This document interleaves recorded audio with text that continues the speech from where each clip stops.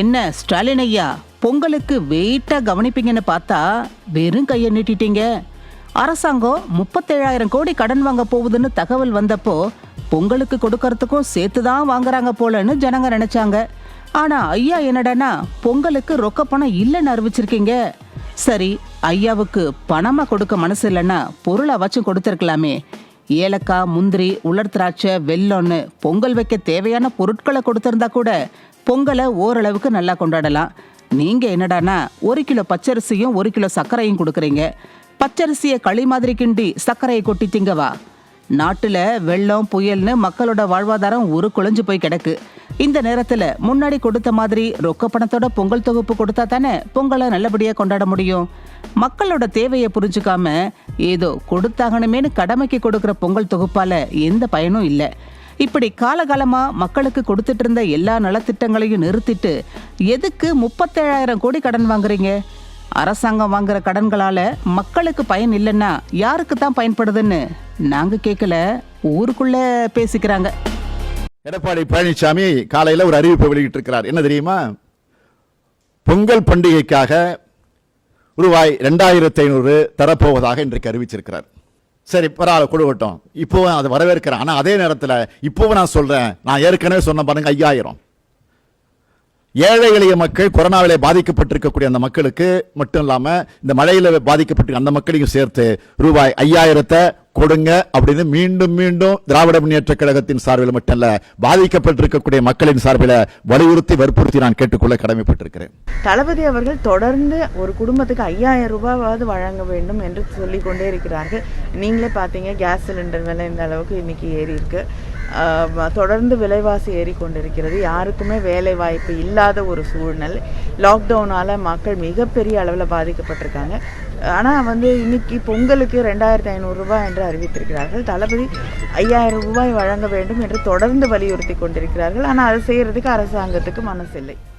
இது திமுக எதிர்கட்சியா இருந்த காலத்துல ஐயா ஸ்டாலினும் அவர் தங்கச்சி கனிமொழியும் பேசின பேச்சுக்கள்.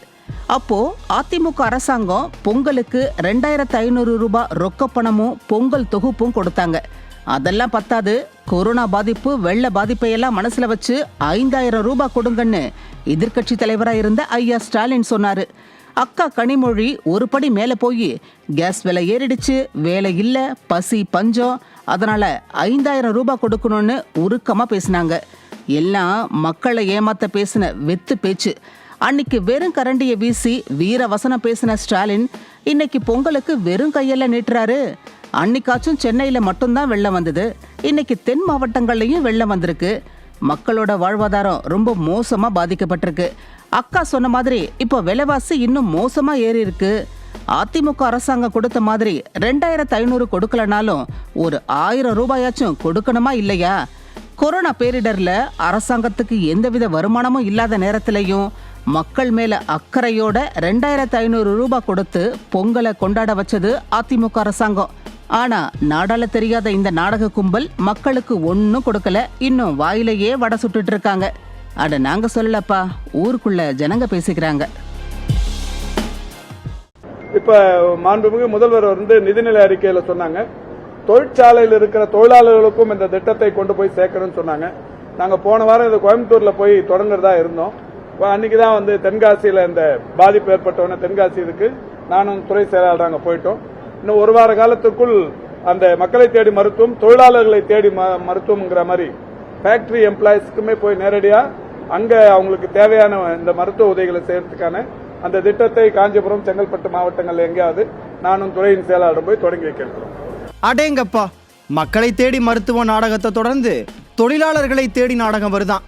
அமைச்சரே, வைத்தியம் பார்க்கறதுக்காக மக்களை தேடினீங்க, அடுத்து தொழிலாளர்களை தேட போறதா சொல்றீங்க. வருங்காலத்துல மீனவர்களை தேடின்னு ஒரு நாடகத்தை போட்டு கடலுக்குள்ள போய் கூட நீங்க வைத்தியம் பார்ப்பீங்க. எல்லாம் கேட்க நல்லா தான் இருக்கு, ஆனா செயல்பாட்டில் ஒன்னத்தையும் காணோமே. நீங்க மக்களை தேடுறீங்க, வைத்தியம் பார்க்க வர்ற ஜனங்க டாக்டரையும் நர்ஸையும் தேடிட்டு இருக்காங்க. கவர்மெண்ட் ஆஸ்பத்திரியில் மருந்து எடுத்து கொடுக்க ஆள் இல்லை, ஜனங்க வரிசையில் காத்து கிடக்காங்க. போன வருஷம் அரசு துணை மருத்துவர் வேலைக்கும் மருந்தாளுநர் வேலைக்கும் எழுத்து தேர்வு நேர்முக தேர்வுலாம் நடத்துனீங்களே, அதில் செலக்ட் ஆனவங்களுக்கு வேலை கொடுத்துட்டீங்களா? மருந்தாளுநர், அதாவது மருந்து எடுத்து கொடுக்குற வேலைக்கு 2000 பணியிடங்கள் காலியாக கிடக்காம். முதல்ல தேர்வெழுதி பாஸ் ஆனவங்களுக்கு அந்த வேலையை கொடுத்து பணியிடங்களை நிரப்புங்க. அரசு மருத்துவமனைகளில் மக்கள் வரிசையில் காத்து கிடக்காம வேகமாக தரமான வைத்தியம் பார்த்துக்கட வழி பண்ணுங்க. அப்புறமா மக்களை தேடி தொழிலாளர்களை தேடின்னு நாடகம் போடலாம். அட, நாங்கள் சொல்லலை, உங்கள் நாடக ஆட்சியை பார்க்குற ஜனங்க ஊருக்குள்ளே பேசிக்கிறாங்க. ஒரு மனுஷன் மண்ணை விட்டு போய் 36 வருஷம் ஆச்சு. ஆனா இன்னும் மக்களோட மனசை விட்டு போகவே இல்லை. குறிப்பா திமுக கும்பல் இன்னமும் அவர் பேரை கேட்டாலோ பார்த்தாலோ பதறிக்கிட்டு கிடக்கு. யாருன்னு கேக்குறீங்களா? வேற யாருங்க, நம்ம புரட்சி தலைவர் எம்ஜிஆர் தான். அவர் பேர்ல இருக்கிற கோயம்பேடு எம்ஜிஆர் பேருந்து நிலையத்தை இழுத்து மூட போறாங்களாம். 1 வருஷத்துக்கு பிறகு அந்த பேருந்து நிலையம் செயல்படாதுன்னு சொல்லியிருக்காங்க. அதாவது கிளாம்பாக்கம் பேருந்து நிலையத்தை திறந்துட்டாங்கல்ல, அதனால இனிமே இது தேவைப்படாதுன்னு அரசாங்கம் சாக்கு சொல்லுது. சரி, அவங்க வாதத்துக்கு எடுத்துப்போமே. முதல்ல அதிமுக ஆட்சி காலத்துல எதுக்காக கிளாம்பாக்கத்துல பேருந்து நிலையம் கட்டணும்னு முடிவு பண்ணாங்க?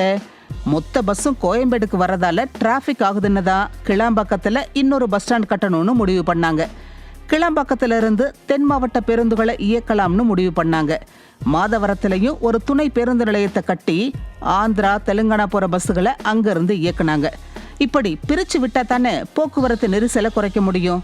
எடுத்துக்காட்டுக்கு மதுரையை எடுத்துக்கோங்க. மாட்டுத்தாவணி போனா தென் மாவட்ட பேருந்துகளும் வட மாவட்ட பேருந்துகளும் இருக்கும். ஆரப்பாளையம் போனா மேற்கு மாவட்ட பேருந்துகள் இருக்கும். அந்த மாதிரியான ஒரு அமைப்பை உருவாக்கத்தான் கிளாம்பாக்கத்துல ஒரு பேருந்து நிலையத்தை கொண்டாந்தோம்.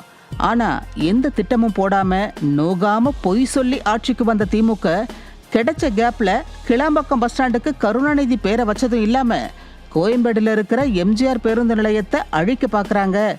மொத்த பஸ்ஸையும் கிளாம்பாக்கத்துக்கு கொண்டு போனா அங்கேயும் போக்குவரத்து நெரிசல் வரும். அதை பத்திலாம் விளம்பர கும்பல் கவலைப்படல. புரட்சி தலைவர் பேர்ல இருக்கிற பஸ் ஸ்டாண்ட் இருக்கக்கூடாதுன்னு நினைக்கிறாங்க. 36 வருஷம் கழிச்சும் மக்கள் புரட்சி தலைவரை கொண்டாட காரணம் பஸ் ஸ்டாண்டுக்கு பேர் வச்சதால இல்ல, அவர் செஞ்ச நல்ல திட்டங்களால தான்.